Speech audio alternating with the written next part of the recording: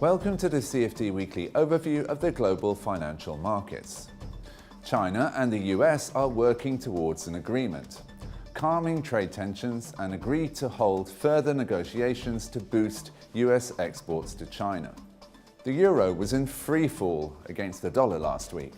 However, it recovered slightly on Tuesday as traders opted to take profits after the recent rally. Italy's parties named a political newcomer, Giuseppe Conte, as their pick for Prime Minister.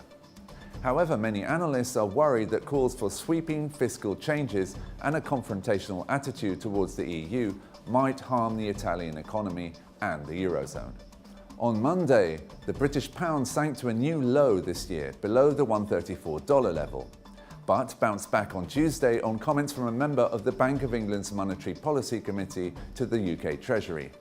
Gert-Jan Vlicher is a proponent of up to 6 rate hikes over the next 3 years.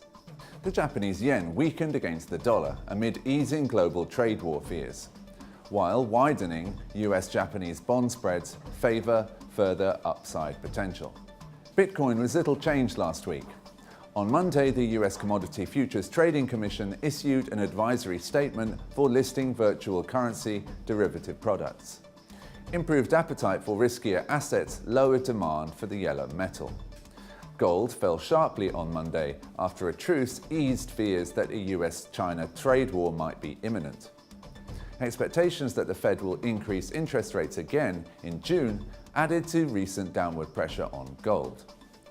Oil prices remain supported by concerns that falling Venezuelan crude output and a potential drop in Iranian exports could further tighten global supply.